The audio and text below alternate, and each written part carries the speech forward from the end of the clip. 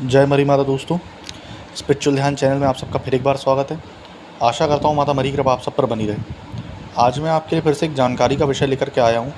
कच्चा कलवा, जिसको मशान बोलते हैं, है ना, कच्चा मसान, या फिर बोला जाता है मुंजा।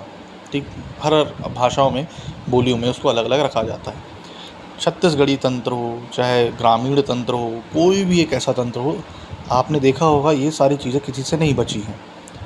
लेकिन एक चीज़ आपने देखी है नॉर्मली, कि ये किसी के भी घर में क्यों घुस जाता है। जैसे मैंने अपने पिछले वीडियो में बताया कि मशान भेज दिया जाता है और मशान भेज के गंदे काम किए जाते हैं, या किसी का घर या दिवाला खंडित कर दिया जाता है। लेकिन आप ये चीज़ सोचिए कि ये भेज तो दिया जाता है और हटता क्यों नहीं है। देखिए, समझिएगा, कच्चा कलवा या एक मुंजा एक उस बच्चे की आत्मा होती है जो परम तत्व ब्रह्म तत्व से बहुत करीब होती है ना। जैसे आपकी उम्र 25 साल है, तो आप 25 साल दूर हैं उस तत्व से, लेकिन वो तुरंत का उतरा हुआ है, इसलिए उसमें असीम ताकत होती है। अब वो असीम ताकत है, ठीक, पावर उसमें है, क्योंकि उसका वीर भी नहीं गिरा, है ना, हर चीज़, क्योंकि वीर अपना वज्र है। अब आप एक चीज़ को समझिए कि जब आपके पास इतनी पावर है, आप किसी के घर पे राख के ज़रिए या उरद के ज़रिए या किसी कंकड़ के ज़रिए उस चीज़ को भेज रहे हैं, तो सबसे पहले अगर आप ये सोच के बैठें कि सामने वाले व्यक्ति के घर पे कुछ भी हो, सपोज़ काली हो या कोई भी एक दैविक शक्ति हो, तो वो उससे क्यों पीछे हट जाती है, कारण क्या है। काली एक चरम शक्ति है, परम शक्ति है ना, वो किसी से पीछे नहीं हटती, लेकिन वो एक बच्चे को नहीं मारती। ठीक, अब कई लोग क्योंकि ऐसे मेरे पास आते हैं, बोलते हैं कि मैं अपने घर पे काली माता की फ़ोटो रखा हूँ, दुर्गा माता की स्थापना की है, शारदा माता की स्थापना है, और वो तो दक्षिणमुखी हैं, है ना, अग्निकोण में आती हैं, बहुत ज़्यादा मारधाड़ करती हैं, लेकिन उसके बाद भी ये सारी चीज़ें इफ़ेक्ट क्यों कर जा रही हैं। तो उनके घर में सबसे पहले कच्चा मशान होता है। कच्चा मशान होने का कारण यही है कि बच्चा, है ना, बच्चों को कोई नहीं मारता, एक माँ तो कभी अपने बच्चे को नहीं मारेगी। ठीक, दूसरी चीज़, बाप मारता है। बाप कौन? भैरव, इन सब चीज़ों का, है ना, चाहे वो मशान हो, चाहे बुलाकी हो, चाहे कुछ, वो तो फिर रगेद देता है ना, वो घुसने ही नहीं देता। इसी कारण से आपने देखा होगा, भैरव एक ऐसी ताकत है जिनको बाहर बैठाया जाता है हमेशा, क्योंकि वो द्वारपाल हैं, पूरी रक्षा करते हैं, क्षेत्र की रक्षा करते हैं, है ना, माँ के इलाके की पूरे, और माँ के इलाके के अंदर जो भी आता है उसको फिर वो अपने हिसाब से देखते हैं।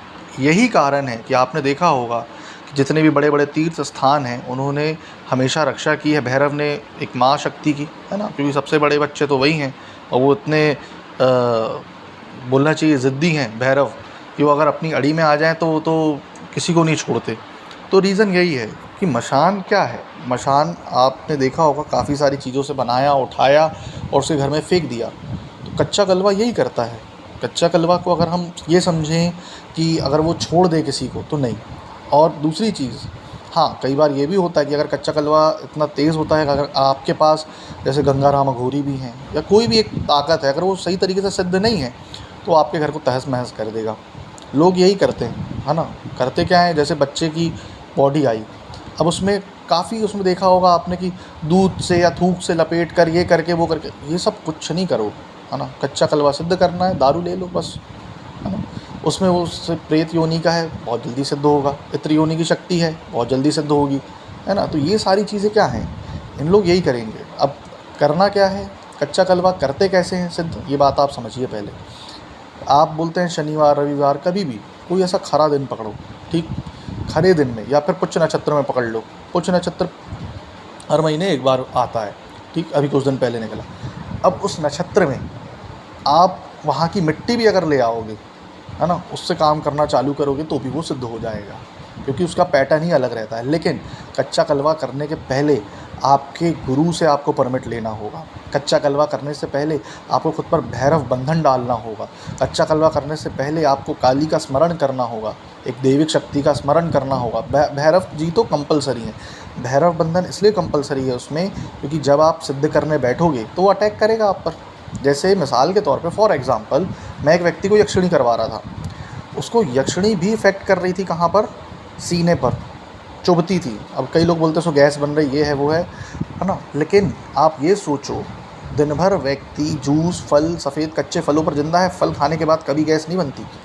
ठीक, तो कारण क्या है? आप जब भी बैठक करें, कुछ भी करें, साधना करें, कोई भी चीज़ को बुलाएं, सिद्ध करें, तो आप क्या करेंगे? सबसे पहले एरिया को तो बांधो। वो एरिया को बांधने के पहले खुद को बांधो। तो भैरव कवच या भैरव बंधन जिसको बोला जाता है, वो सबसे पहले यही होता है कि जब हाँ बाबा ने बोल दिया कि हाँ भाई बाबा का बंधन डल गया, मतलब वो आपके ऊपर उनकी नज़र है और उनकी नज़र से कोई नहीं बच पाया इस कारण से। तो कच्चा कलवा के बारे में ये सारी चीज़ें आपको जाननी चाहिए, समझनी चाहिए। सिर्फ़ और सिर्फ वो ये जो बताए मैंने देखा कई उस पे देखा रहता है आर्टिकल्स वगैरह में कि नहीं वो दारू बोल रहा हूँ, उसको लेकर जाओ, धूप से लपेटो, ये करो, वो करो। बिल्कुल ऐसा नहीं है। दूध जलेबी चढ़ाओ, कुछ भी नहीं। चाहो तो आप उसको 3 दिन में सिद्ध कर लो, अगर उतनी तगड़ी बैठक कर सको तो, है ना? तो कारण यही है इसका कि आपके ऊपर है कि आप चीज़ें चलाओ कैसे। ठीक, आशा करता हूँ आपको ये जानकारी पसंद आई हो। जय माँ मरी।